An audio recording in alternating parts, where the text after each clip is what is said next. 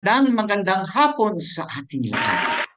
Miyerkules naman at nandito tayo sa ating programang Intonasyon. Binabati natin ang lahat ng ating tagapakinig. Luzon, Visayas at Mindanao. Tuwing 12 ng Agosto, ating ipinagdiwang ang International Youth Day. Ang simbahang Katoliko ay gumanap din ng tinatawag na World Youth Day sa Lisbon, Portugal. Maraming dumalo doon na mga kabataan at isa sa mga kanilang guest of honor ay ang Papa, no, ng simbahang Katoliko, si Pope Francis. Maganda ang programa ng World Youth Day at iba pang mga ganap patungkol sa kabataan. Ang tanong natin, meron ba doong nakasama ng mga batang may kapansanan? Sana magiging inclusive ang lahat ng mga aktibidades. Dapat isama ang mga kabataang may kapansanan dahil tulad ng ibang kabataan, sila din ay kabilang sa ating lipunan at sila din ay may karapatan. Kaya bilang pagdiriwang ng International Youth Day, ang inklinasyon ay masayang nag-imbita sa dalawang mga kabataang may kapansanan. So kasama ng inklinasyon, si Doc Gina Manalaysay, yung ating co-host, si Teacher Hello. Aisel, ang ating sign language interpreter, si JM, si Darrell, at ang iba pang kasapi ng intonasyon. So Doc Gina, let's welcome our two guests for this afternoon.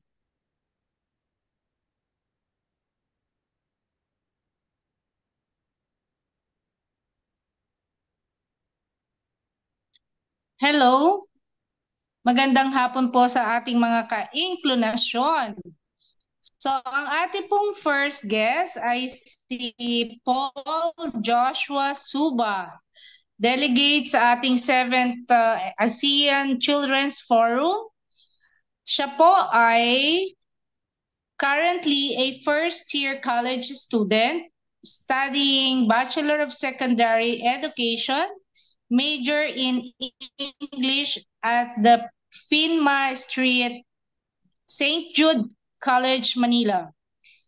Siya ay na-diagnose with cerebral palsy sa batang edad, but his disability did not stop him from pursuing his dreams and joining the different activities offered by CPREF or Community Physiology what's this na nga? Rehabilitation and facilitator. And as well as Norfield Foundation. He joined the Conference of Children with Disabilities and was selected to join the Children's Congress conducted by the Council of the Welfare of Children or CWC. Dito siya nakita at napansin na i-represent sa Congress na to join the ASEAN Children Forum in Jakarta, Indonesia. Ba? Ano ito ha? Aktibo pala itong ating batang si Paul, together with two children without disabilities na magre-representa sa ating bansa. With his knowledge and experience, he was chosen as one of the youth with disabilities facilitator in the recently concluded Children with Disabilities Conference organized by Norfield. wala nang iba, at Hive Hotel, Quezon City. So, mga ka-inklinasyon, i-welcome po natin si Paul Joshua Suba. Hi Paul, good afternoon. Yeah, good At ang afternoon, atin naman, Paul. Hello po, magandang hapon po sa inyo. yes. And then ang ating pong pangalawang panauhin ay si Mark Angelo Soriano. Tama ba? Did I pronounce it right, Mark Angelo? Siya Yes. po ay isang youth leader, Municipal Student Body Organization, MSBO. Si Mark po ay galing sa Darigayos, Luna, La Union. He is a Sunday school teacher ba? Batang-batang nagtuturo at the Darigayos Christian Fellowship Church. Ano pala ha? Ma-involve siya sa church. He is a youth leader in the Municipal Student Body Organization or MSBO of the Don Mariano Marcos Memorial State University. Mga ka-inklinasyon, let's welcome Mark Angelo Soriano. Magandang hapon, Mark. Yeah, Mark, welcome. Hello po, magandang hapon po. Yes. My name is Paul Joshua Albasuba. Sir Ranil ng inspirasyon ang ating dalawang guest at ito ang video para kay Paul. Panoorin po natin. My name is Paul Joshua Albasuba. I am 15 years old. I was born with disability. It's called cerebral palsy. This disability, I can do many things like grandma, she took me very carefully. Starting 4 years old, like grandma, she took me in CPREP and CPREP developed me to be a better person. They give me such an physical therapy and social therapy too, and I'm trying really hard to know how to walk. Okay. Sige, ito support ko lang sa'yo ha. Okay, move. One. Step. Step slowly. You okay? Yes. Sige. Natutuwa po ako. Sobrang tuwa po ako kasi ay sobrang proud po, ma'am. Ready? 1, 2, 3. Okay, go. Bilang. 1, 2, 3. Mas mahal ko po siya sa buhay ko. Sa totoo lang. Sobrang mahal ko po mga apo ko. Yun ang gusto ko, ma'am, makalakad. Kasi baka apihin mga apo ko, ma'am eh. Yun ang ano ko talaga. Lalo na siya, ma'am. Hindi siya nakakalakad. I love to watch basketball every day in my whole life. I can play basketball on my knees in my house. When I see basketball, I have dream for that, to shoot and run like them. Yes, I can dream anything of that, like an engineer, police, even the president.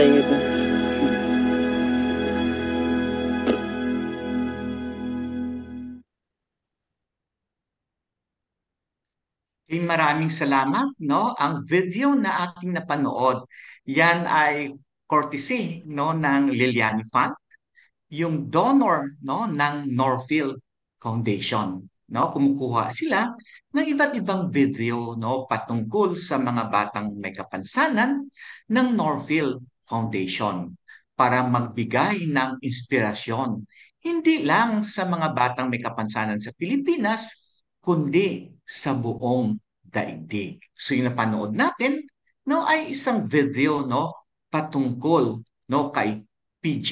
Sige PJ, balikan kita mamaya. No, pupunta muna tayo, no, kay Mark Angelo Soriano.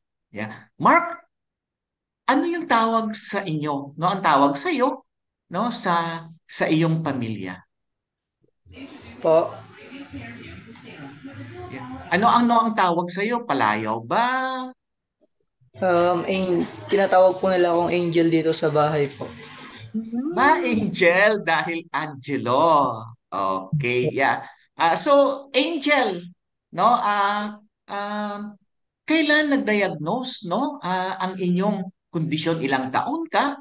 At ano, no? Ang naging reaksyon, no, ng iyong magulang nung nakita nila na ganon ang iyong kalagayan? Um, Inborn po ako na ganito, sir. Pinanganak na po akong may kapansanan po. Yeah.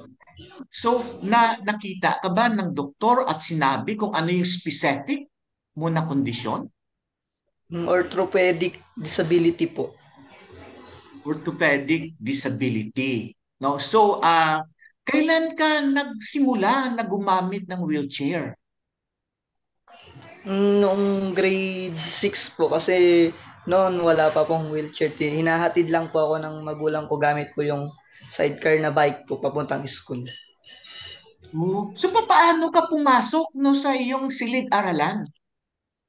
Dinubuhat po ako ng mga mama ko kung hindi po wala po sila yung mga classmate ko po. Oh. So, pag pinabuhat ka, ano yung naramdaman mo? Mm, Sobrang thankful po kasi hindi ko po akalain na meron pa pong mga tutulong sa akin na mga friends ko po ganun. Okay. Angel, ilan kayo magkapatid naman? 3 po kami, sir. Tatlo. Pang-ilan ka? Pang-ilan ka sa tatlo kayong magkapatid?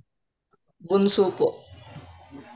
Ikaw yung bunso. So yung older siblings mo, lalaki ba o babae? Babae? Lalaki po kaming lahat, sir. Lalaki kayong lahat. So parang three musketeers kayo, ha? No? So ano naman yung naramdaman ng iyong mga older siblings, no? Nung nakita nila na ay si Angelo hindi pala ito makakalakad. Ano yung mga initial nila na pakiramdam? Nalungkot din po sila, then talagang tinutulungan din po yung mga parents ko na alagaan din po ako. Sige, babalik tayo mamaya, no, kay Angelo. PJ, no, ikaw naman, ilan kayo magkapatid, PJ? Kami po ay 3 pong magkakapatid po. Okay. Ilan ka? At ako po yung pinakapanganay po, kaya pressure po sa Ikaw yung akin para itabuhin po yung pinakapanganay. mga kapatid ko po. Okay. So mga ilang taon na yung mga younger siblings mo? Yung kasunod po sa akin, hindi naman po magkakalayo na agwat po kami. Ako po ay 19 at ang pinakasunod po sa akin is 17, tapos meron pa pong 15 na kasunod po na bunsong lalaki po. Yung kasunod ko po Yeah. is babae. Yeah. They are typical or mga wala naman silang kapansanan, PJ. Yes po, they are typical children po na no Yeah. disability. Yeah. PJ, di ba nakita kasi namin ni Doc Gina na yung sa video, parang si lola mo yung nag-alaga sa'yo. Bakit nandoon ka kay lola mo? Nung storya po kasi nung bata po kami is iniwan po ako muna po ni mama para magkaroon po siya ng work po or time po iniwan po kami ni mama kay lola po, then sina lola po, sina tita po, then ang lola ko po is yung ah, nag ah, nag-alaga na po sa aming dalawang magkakapatid, kaya dahil po yung bunso po namin is nasa tatay ko pong tatay po namin. Ayun po, kaya yung kami po dalawang magkakapatid, inalagaan po nila lola hanggat po nakinuha na po kami ulit ni mama ngayon pong pandemic. Sige. So pupunta tayo, balik tayo kay Angelo, no? Angelo, kamusta naman kayo sa loob ng bahay? Sino yung mga tumutulong sa iyo? No? Gumagawa ka rin ba, no, ng iba't ibang gawain sa bahay? Sa ngayon po hindi ko po kasi kaya gumawa po kasi kapag nasa bahay lang po ako gumagapang-gapang lang po. Tsaka kung Ah, nag Sige, tuloy, Angel. Yeah. nahihirapan po ako na gumalaw po pag mag-isa lang po kasi ako. Kaya nagpapatulong po ako sa mga parents ko po. Okay, sige. So pupunta tayo, no, sa inyong pag-aaral, no, ni PJ, no? So ikaw, Mark, 'di ba? College, no? College student ka na ngayon, no? So paano ka nagsimula, no, bilang isang estudyante? Nagsimula po ako sa pagiging college po. Minsan nahihiya po kasi hindi po maiwasan talaga yung mga bully, tsaka yung mga mag-judge po sa akin. Kaya talagang hinarap ko na lang po na ito, kaya ko to, sabi ko. Hindi ko na lang po sila papansinin. Yun po yung naging kwan ko po, motivation ko po na kaya ko kahit ganito ako. So, Angel, nag-elementary ka rin at saka nag-high school? Yes po. Wow. So, just like the other students, dumaan ka rin, no? Sa elementary, no? At saka sa secondary. Actually, no, PJ, Angel, dati akong elementary school teacher, no? Doon sa amin sa Iloilo. No, 11 years ako nagturo sa elementary. Sige, punta tayo kay PJ, no? PJ, paano mo nakilala ang si Prep, sina Teacher Sheila? Actually po, nakilala ko po sila.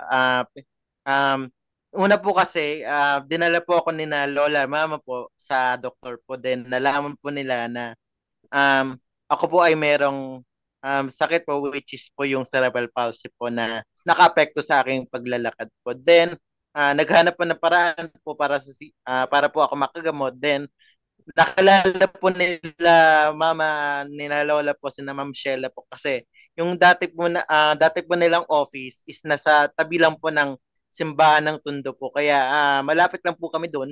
Lumapit na po kami sa kanila, and yun po, tinulungan po nila kami. Doon na po nagsimula. Yeah. So PJ, paano ka nagiging aktibo, no, sa mga conference, no, ng children with disabilities ng Northville? Ano yung mga Um, ginagawa niyo doon? Ikwento mo nga sa ating sa ating tagapakinig. Ano ba yung nangyayari doon sa conference ng children with disabilities na inoorganisa ng Northville? Actually po, masaya po ang nangyayari doon sa mga conference po natin ng mga children with disabilities.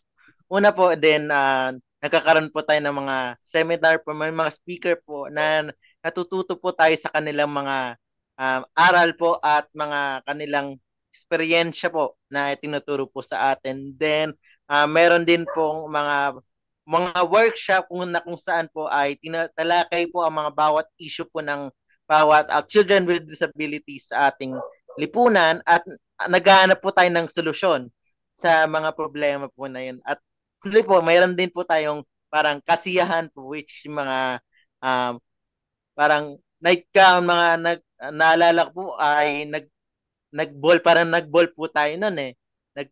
JS Prom, di ba po? Ang saya pa ng gabi na yun po. Kaya yun po. Yes. Sige, PJ, balikan kita mamaya. Napunta tayo kay Angel. Angel, narinig namin na nagtuturo ka. Ano ba yung tinuturo mo? Sa Sunday school ba yon? Sa mga bata ba? Kabataan? Pakikwento mo nga, Angel. Nagtuturo po ako sa mga bata about po sa mga Bible story po, kasi isa po akong membro sa church po namin din. Hindi lang po bata, pati na rin po sa mga kapwa ko young people po. Pag may cell group po kami, isa po ako sa mga nagtuturo. Ano yung mga specific mo na tinuturo? At yung ginagawa ng inyong cell group? Parang napaka-interested naman yan. Cell group po, parang mag-share po ng isang Bible verse, then kung ano po yung nakarelate sa kanila na parang na-touch po sila sa verse na yun, ikukwento po nila. Ganun po yung ginagawa po namin. Paano ka naging member ng cell group na yan? At paano mo na-develop, no, ang iyong parang knowledge and skills, yung passion mo, no, na magtuturo, no, about the Bible, no, and about our God? Noon po kasi, bago po pumasok sa church po na yon is may nakakita po sa akin isang missionary po namin ngayon na taga Korea. Nakita po kasi nila ako na tumutugtog po sa drum and lyre corps, then parang na-amaze po sila, hinikayat po nila ako hanggang hindi po sila nagsawa na natawagin po ako hanggang sa pumunta na po ako, and then nakita po ng isang pastor namin na may potential po ako sa pagtuturo, kaya tinawag ulit niya po ako doon. So member ka, Angel, ng inyong drum and lyre? Yes po, nung elementary po. Anong elementary? Ang galing naman. Okay, sige. Balik tayo, no, kay PJ. PJ, di ba nagiging delegate ka ng Northfield, no, sa Children's Congress, no, ng Yes. Council for the Welfare of Children. Dito naman no mga ka-inklunasyon. Kasama dito ni PJ, no, yung mga batang walang kapansanan mula sa iba't ibang lugar sa Pilipinas. PJ, ikwento mo nga yung iyong karanasan, no, nung nag-join ka ng Children's Congress. Actually po, dalawang children's contest na po yung ina-attendan ko po. Nung una po is noong 2020 po. Nung dahil po ng pandemic po noon. Online lang po yun, kaya hindi po kami nagkakaroon ng parang batian po kasi online lang po nga. Virtually na ginanap po yung conference na yun. Although po nung may ginawa po kami parang palaro ng mga pang tatalakay po sa mga issues. Then, yun ang po, nagpilian po ng mga delegate po sa for the ASEAN 2020. Then, una po, di po ako natanggap, hindi rin po ako naboto po sa una ko pong itry. So, sa pangalawang itry po ko po, this 2022 ko po is, medyo na late po ako nung unang araw, kaya hindi ko pa akalain na sa mapapili po ako doon sa pangalawang sali ko po kasi medyo late na po ako noon eh. Hindi na po ako nakasali sa parang pinakaunang activity po noon. Ang naabutan ko na lang po is yung workshop po ng mga activity ng mga problema pa ng mga children at children with disabilities sa ating lipunan po. Yun, at binigyan po namin ng recommendation po sa pamahalaan. Yun lang po yung nabutan ko. Then, nagpilian na po. And then, swerte po, ako po yung napiling magrepresenta sa ating bansa po sa Indonesia po. Yeah, Karanil. Kamusta? Yes, Doc Gina. Yeah. Gusto ko lang sundan yung sinabi niya. Ano yung halimbawa ng issues and concerns na natakel? Tapos ano yung, let's say, recommendations na ginawa? Doon sa... Una pong PJ, nakuha mo naalala ba ko yung pong tanong ni Doc Gina? Yeah. Ano daw yung mga issues and Pagkikita. concerns at ano yung mga recommendation, no, ninyo bilang mga delegado, no, ng Children's Congress? Naalala ko pong binigay po namin yung recommendation is tungkol po sa pambubullying po sa mga persons with disabilities Okay. and yung mga typical children na rin po. Naalala ko po ang recommendation po namin is magtayo po sa mga bawat schools and barangay po ng parang bullying center po na sila po yung action sa kapag may nagsusumbong po na may nagbully po sa ganitong person po or person with disability po. And naalala ko pong isa pong issue tinakil is yung inclusivity po yung kung pwede pong gamitin yung mga hospitals and yung mga public spaces para sa mga children with disability po. Syempre, nararanasan ko po yan like sa mga public transit po like MRT, jeep, mga ganun po. Hindi po ako nakakasakay kaya kailangan ko po ng mas mahal po na taxi para magkaroon po ako ng parang transportation po. Karanil, ang sinasabi niya siguro yung inaccessibility or accessibility, right? PJ, okay. Sige. So Punta kapag tayo ka nakakaranas kayo ng ganun, ano yung nararamdaman mo naman? So, kung nakakaranas daw kayo, no, na hindi kayo nakasakay, 'di ba? Hindi kayo nahirapan kayo pumunta sa isang lugar dahil hindi accessible yung ating mga built environment, no? Yung ating daan, 'di ba? Yung mga MRT, LRT, nahirapan kayong sumakay sa ating mga bus, sa mga tricycle. Ano daw ang inyong pakiramdam?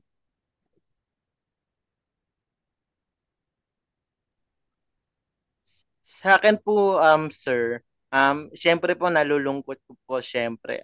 Parang nararamdaman po namin na hindi po belong as a children with disability po. Parang naiiwan po kami kasi parang yung nagtayo nga ng isang transportation na MRT, LRT, hindi naman po para sa lahat po. Parang ganun po. Yeah, yeah.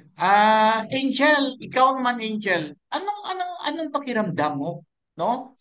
Pag hirap na hirap kang makasakay, makapunta sa iyong mga lakad, no? Dahil inaccessible, no? Yung ating daan, 'di ba? Yung mga tulay, yung ating mga transportasyon, no? Anong pakiramdam mo?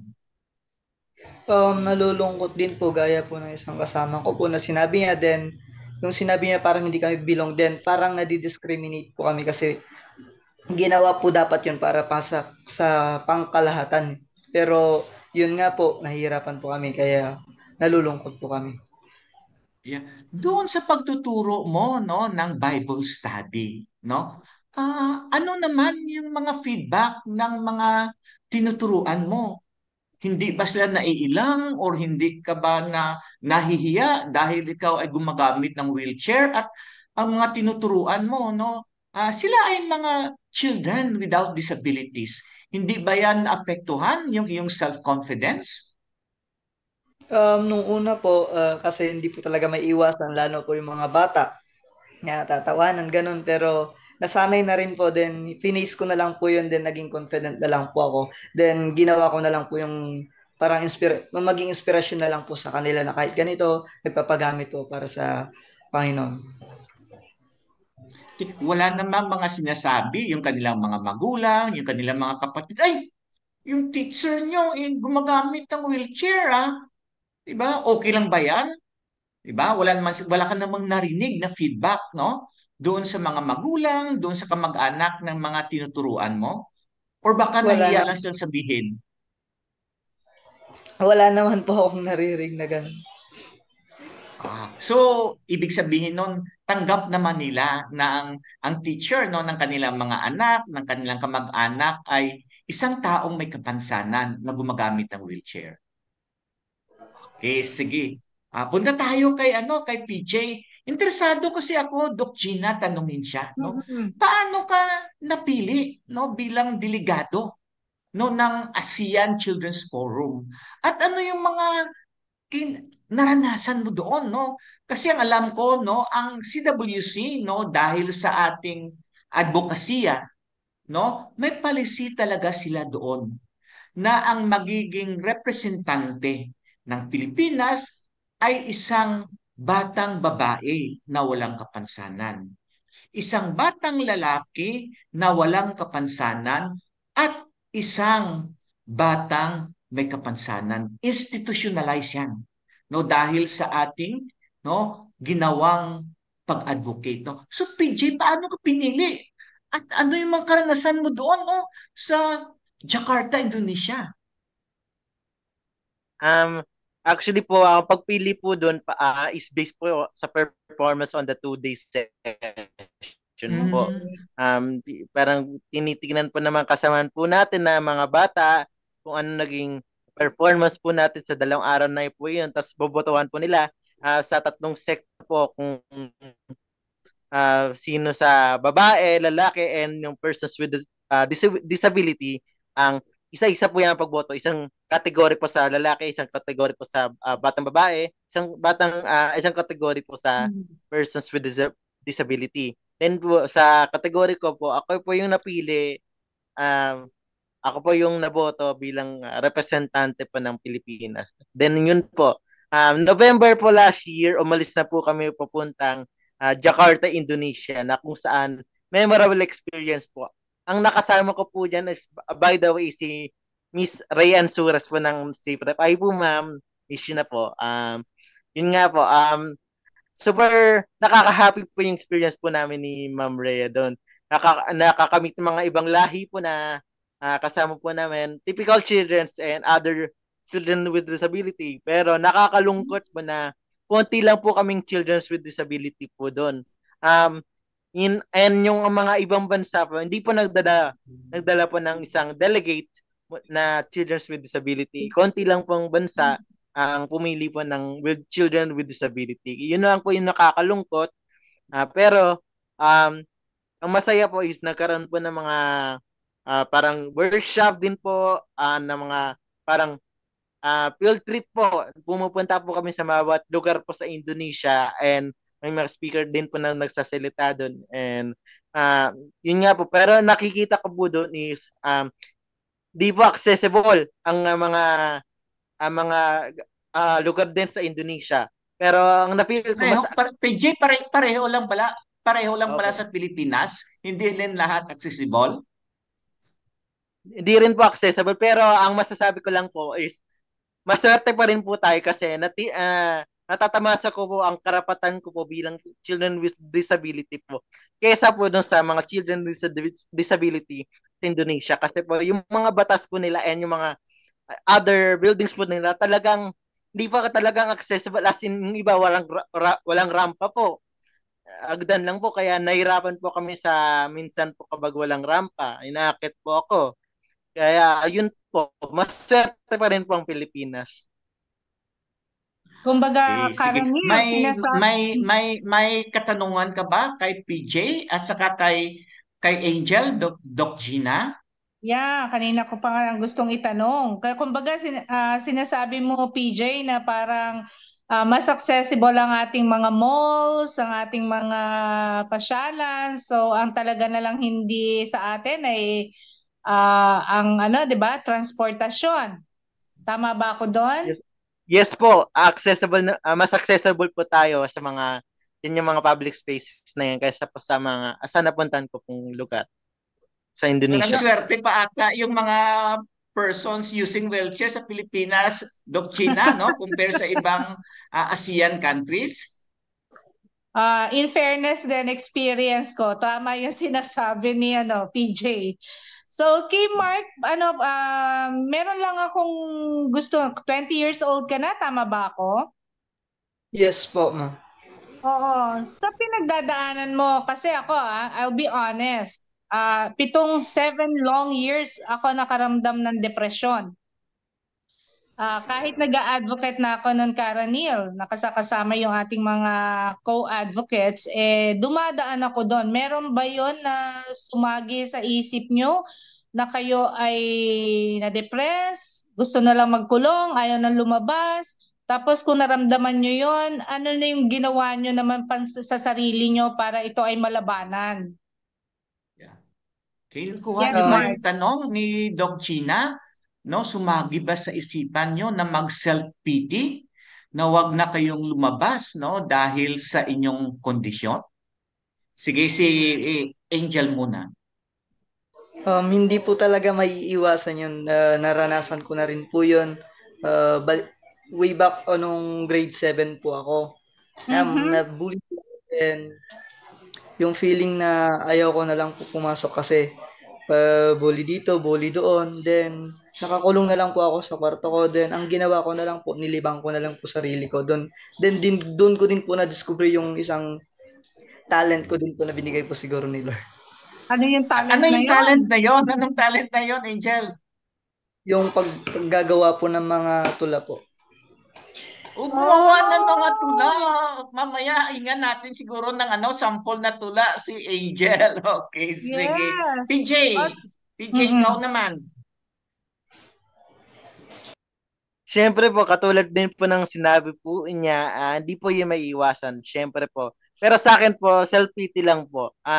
Kasi po nakikita ko po yung mga kaibigan ko po, kaklase na nakakalabas po at nakakapunta sa mga lugar po sa Maynila like Intramuros, Tutuban or something or kahit saan sa Maynila. And ako po nasa bahay po lang.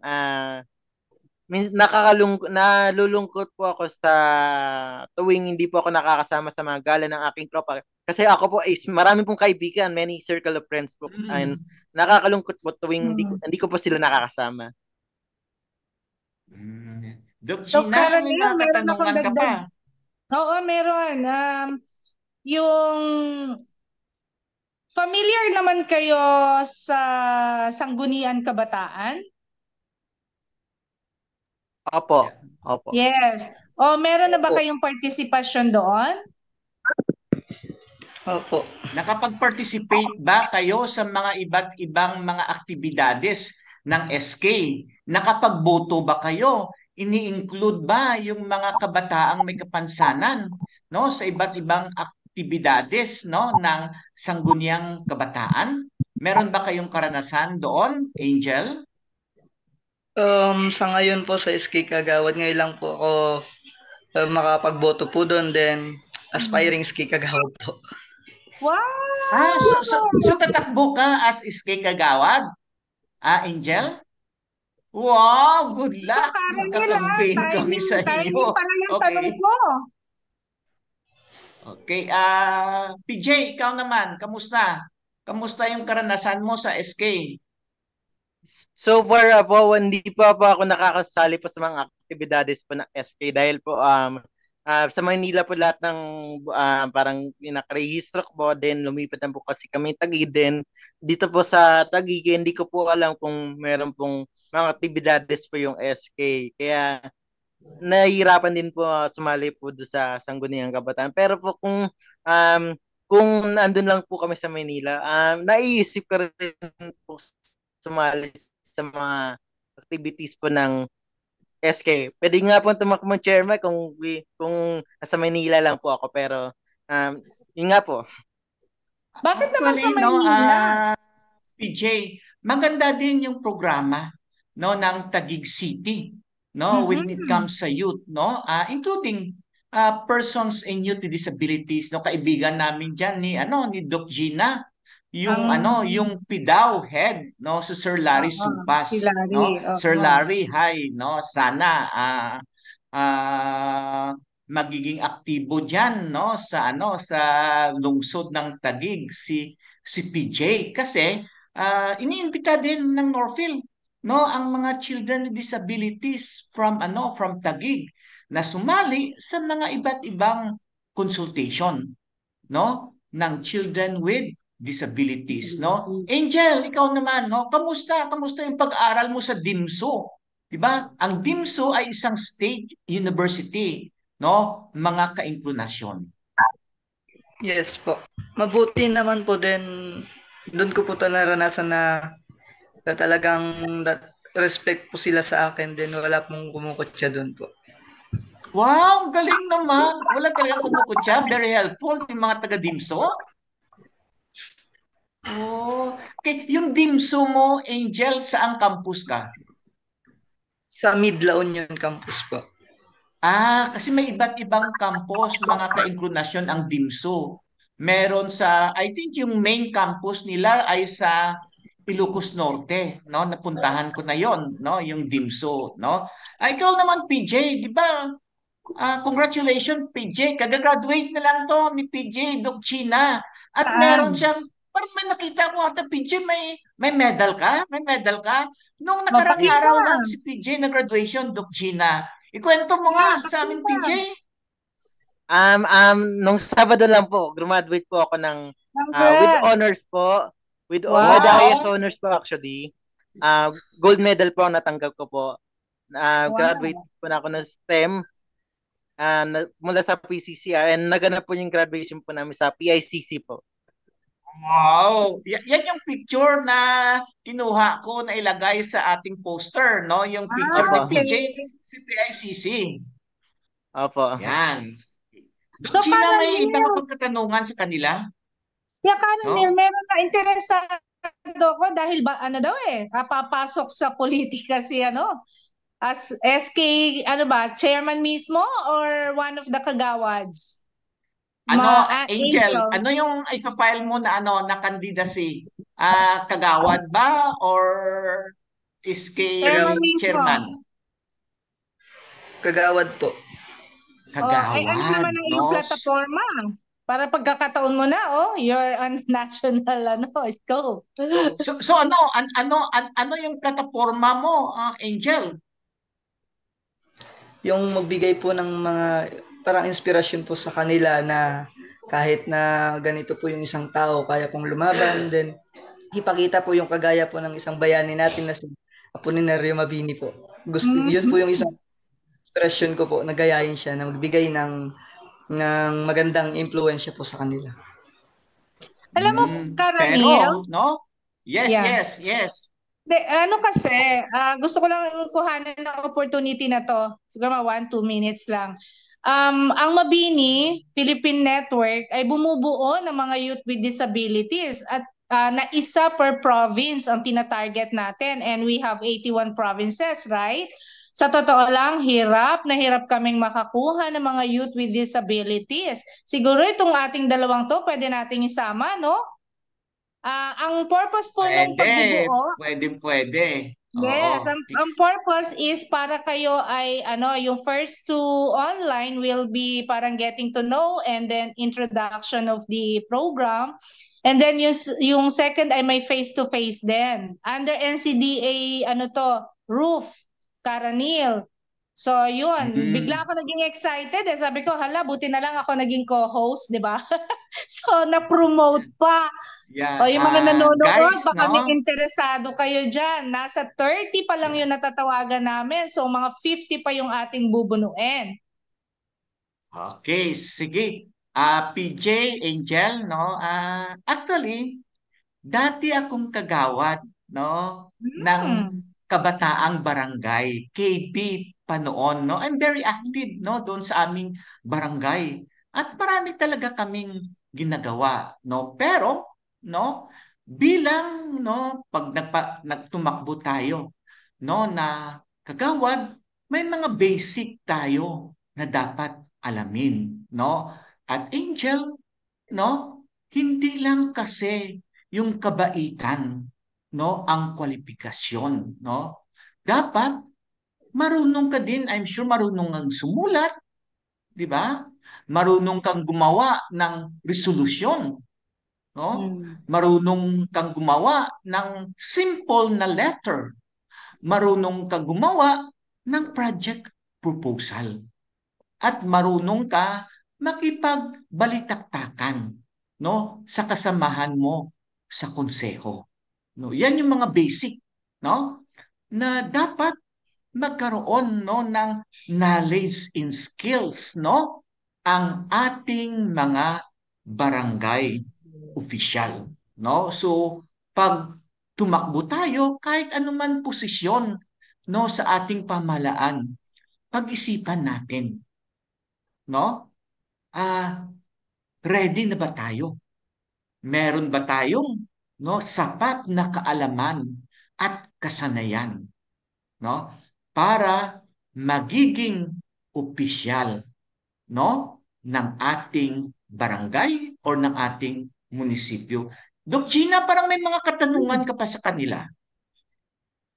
Yun lang ang isa-suggest ko nga mag-member sila sa Philippine Mabini Network na binubuo natin. And then, ano naman yan, yung sinasabi mo, Karanil, i-ano natin sa kanila, ituturo natin sa kanila. So, yung plano na lang ni PJ, ano na ngayon ang iyong patutunguhan? Ka na kagagraduate mo lang pala. Yeah. Yeah. Ang plano ko po is magtapos mo po muna ng college. Siyempre po, yun ang unang goal ko po.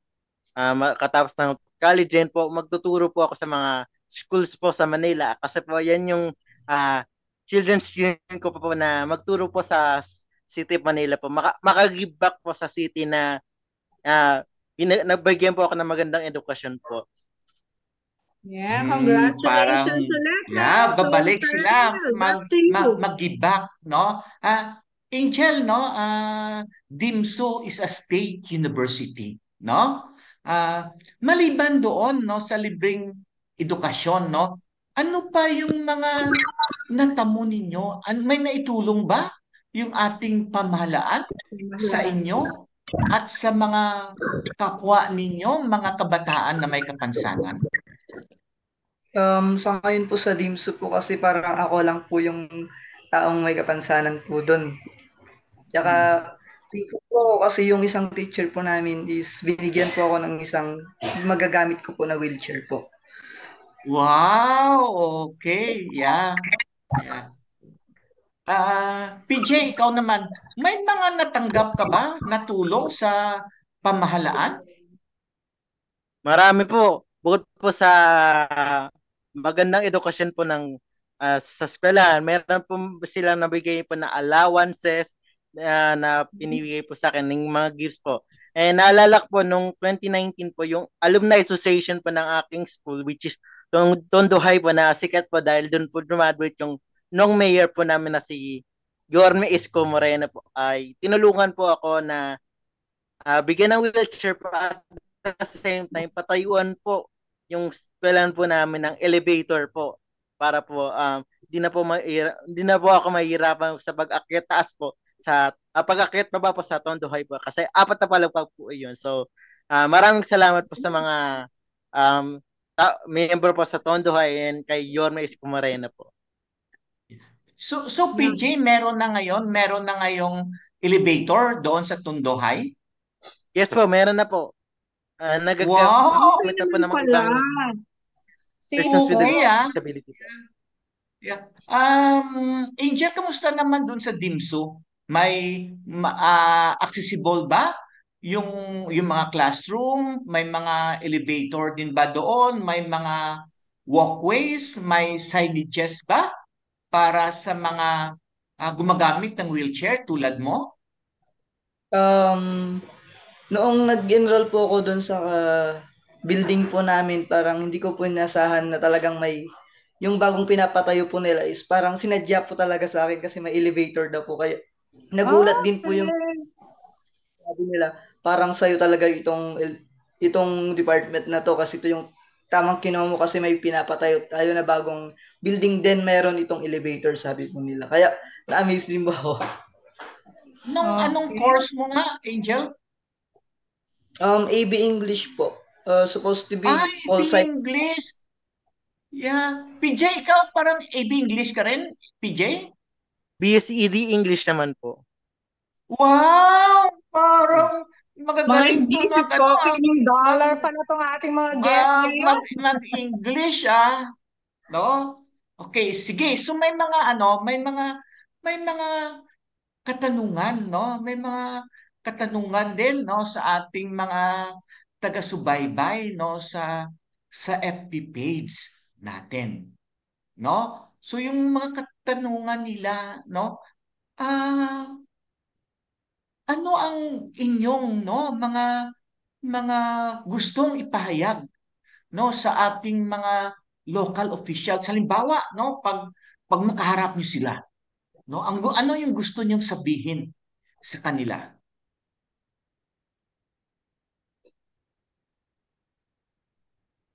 PJ?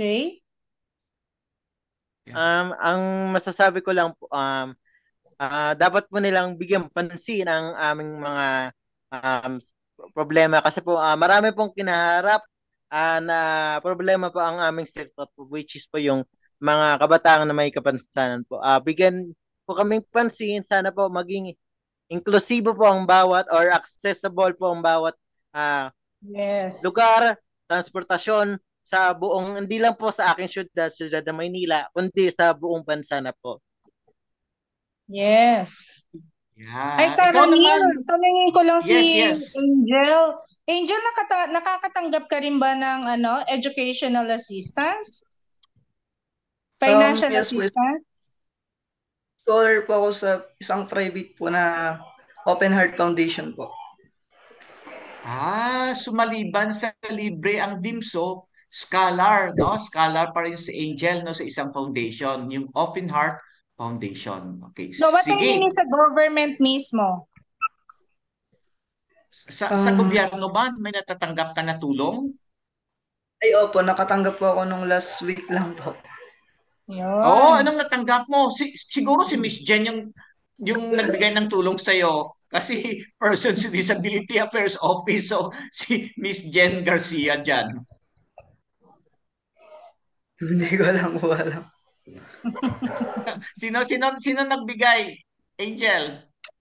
Ito po sa po namin, sa munisipyo po namin sa Luna po. Munisipyo sa Luna. Okay, sige. Ito yung gusto ko pa rin itanong sa inyo, no? Sa inyong dalawa, no? Ano ang mensahe ninyo, no, sa mga magulang na may anak na may kapansanan?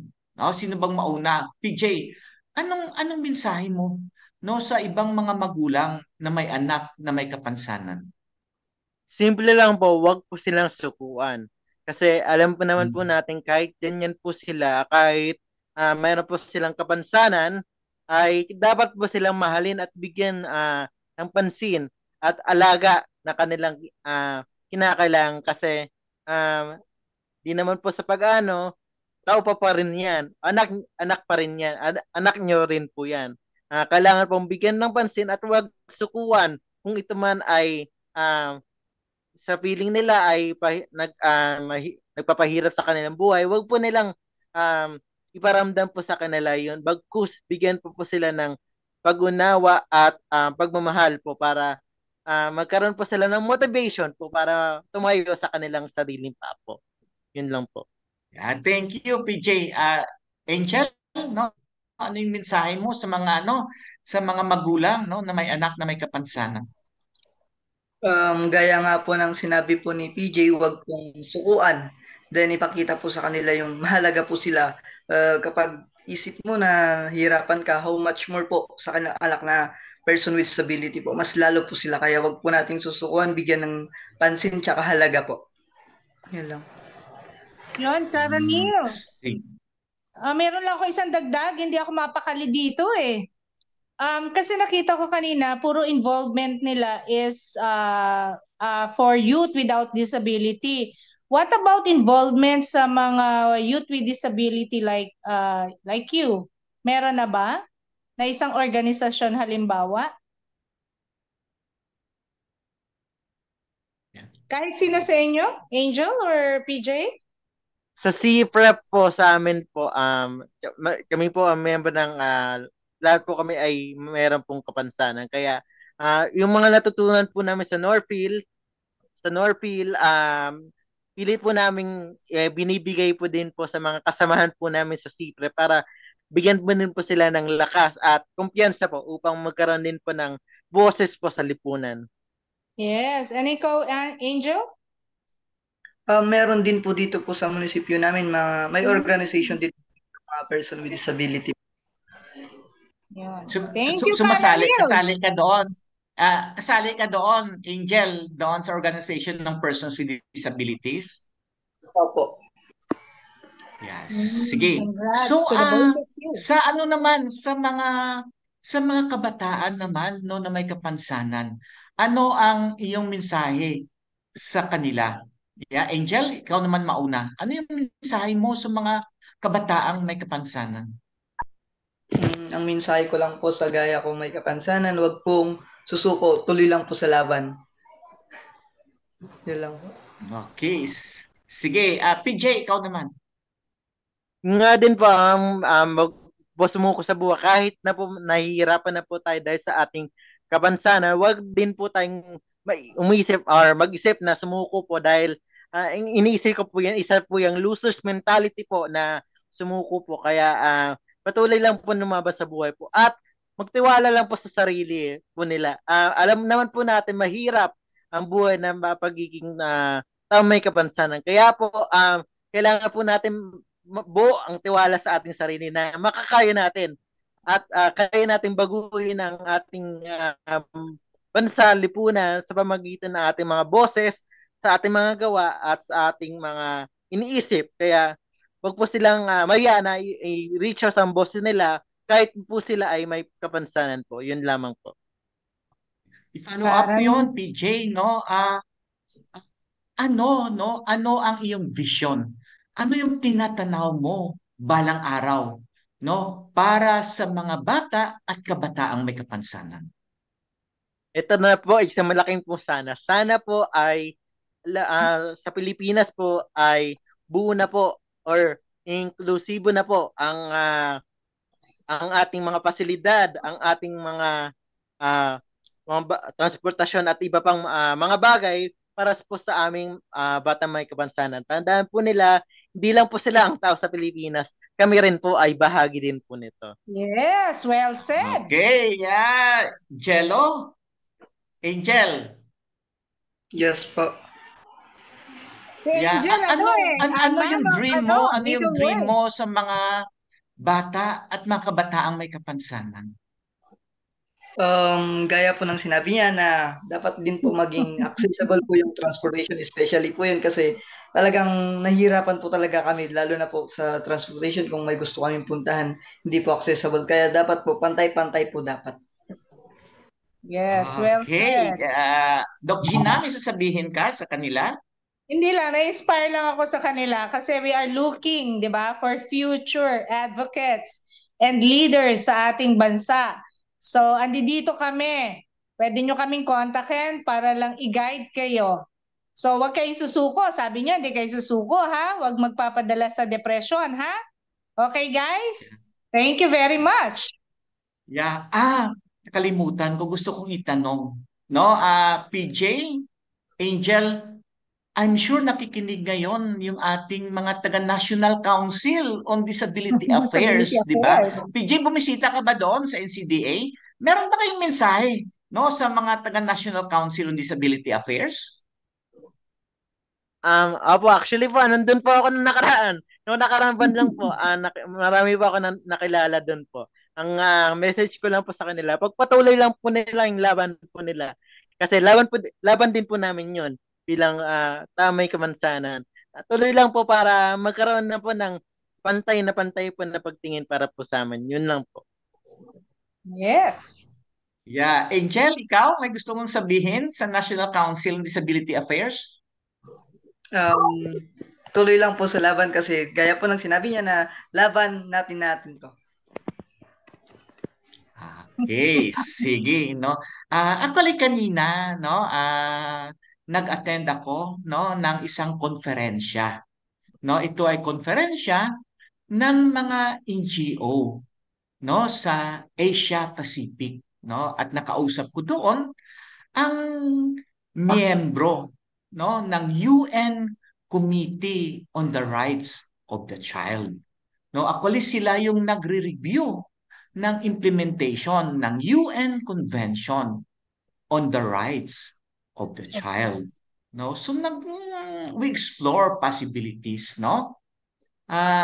Hopefully, no, we can organize ng isang conference, no, on children and youth with disabilities, and who knows, we will invite, no, this lawyer, no, to be one of our speakers. And who knows, no, maybe PJ, Angel, no, baka PJ hindi lang sa Indonesia. Baka later on, no, you will have the opportunity, no, to go to the UN, no, in Geneva, sa Switzerland, or sa UN headquarters, no, sa New York.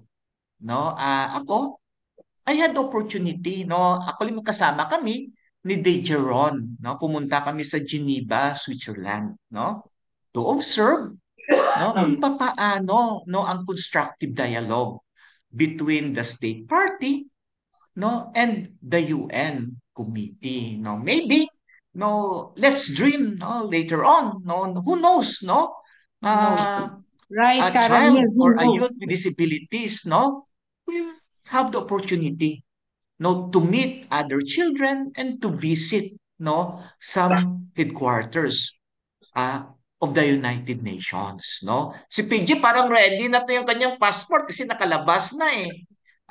Angel, may passport ka na ba? Wala pa po. I-ready mo Wala na. na. Okay, sige. Gina, meron pa ba tayo? May mga pahuling mga bilin ba tayo, no, sa ating dalawang leaders, no, youth with disabilities? Yeah, gaya nga ng sinabi ko, huwag kayong basta susuko, pag-aralan nyo talaga ang tungkol sa sektor. Lalo ka na, Angel, tatakbo ka bilang SK, Sangguniang Kabataan Kagawad, isa puso mo talaga kasi sabi nga ni Karanil, maraming oportunidad. Kaya ipagpatuloy nyo lang yan. At I'm so proud of you. Ayan, makakry daw. Yung ating acknowledgement, sabihin ko na ba ngayon? Para ikaw Yeah. mamaya. So, mga kainklinasyon, no, ating napakinggan, no, yung ating 2 youth leader with disabilities. No? Ito sila. No, later on, sana sila ang magiging leader, no, ng ating sektor. Kasi kulang talaga, no, yung mga sabihin na natin mabait, magaling at matino na leader, no, ng sektor ng persons with disabilities. No? So, sa pagdiriwang, no, ng International Day of the Youth, no, sana merong opportunity hindi lang sa youth with disabilities, no, kundi, no, sa lahat. At hopefully, no, sana, no, ang ahensya ng ating gobyerno, ang ating simbahan, magkaroon din ng mga aktibidades, no, to celebrate, no, the International Day of the Youth, no? At 'yon ay abangan, no? Abangan ng mga tagapakinig ng inklusyon na sana sa susunod na mga taon makasali ang mga kabataan na may kapansanan sa pagdiriwang ng International Day of the Youth.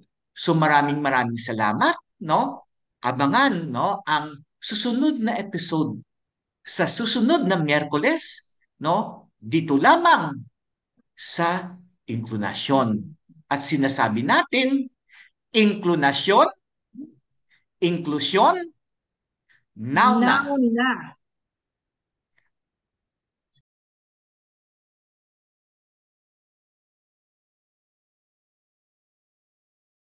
Ng mga sumusunod sa kanilang pagsuporta sa inklusyon like CBM Global Disability Inclusion, INET Philippines, CISO, Norphil, Philippine Partnership on Children with Disabilities, Liliane Funds, Deaf Blind Support Philippines, Philippine Chamber of Massage Industries for the Visually Impaired, Provincial Government of Batangas, Regional Association of Women with Disabilities, and of course, the Philippine Coalition on United Nations Conventions on the Rights of Persons with Disabilities.